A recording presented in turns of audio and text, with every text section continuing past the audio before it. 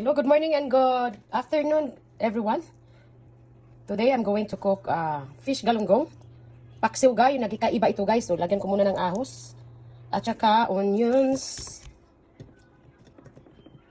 At also, yung bell pepper, guys, no? Lagyan ko ng bell pepper. At of course, para healthy siya, okra. Lagay natin yung okra, guys, no? Yan. Paksiw yan, guys. At lagyan natin ng paminta, black pepper.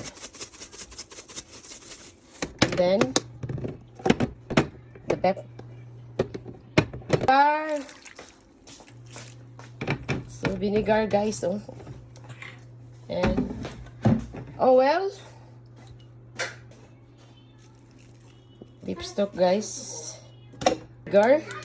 Yan ang paksiw at mamaya, lalagyan ko siya ng sugar. Yan ang ating tanghalian.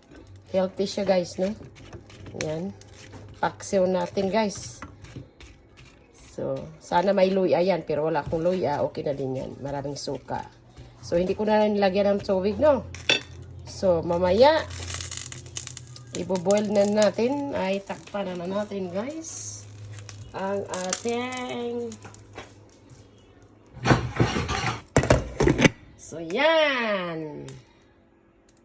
Tignan nyo, guys. Nagbukal na, guys, oh. Ang ating paksiw, no? Nilagyan natin ng okra. Nakaibang paksiw ito. Sana kung may talong, lagyan na natin talong. At lalagyan natin ng Knorr seasoning, guys, para mag-ano siya. May asig-ansig, instead asin, no?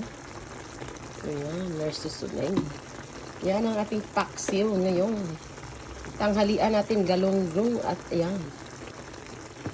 Panuhin pa natin yan, guys, no? Pada-dry pa natin ang sauce. Pagkatapos nyan ay lalagyan natin ng mantika or oil. So, thank you for watching. Thank you for your support. And God bless sa inyo lahat dyan. Anuhin natin yung ano, guys, make sure yung sauce niya ay little bit sticky bago natin lagyan ng mantika.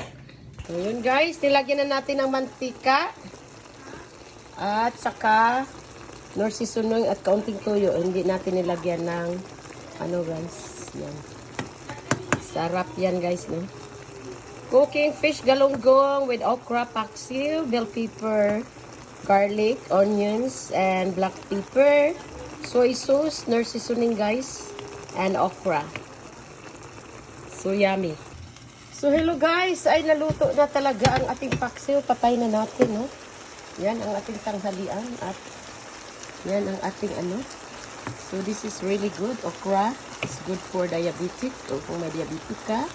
If you have high cholesterol. So yan.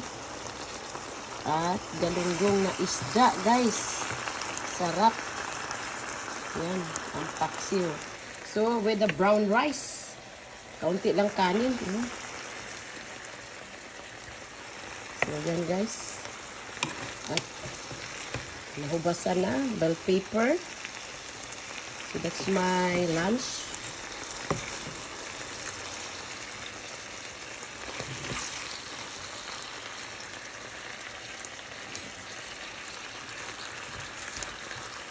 So, thank you for watching.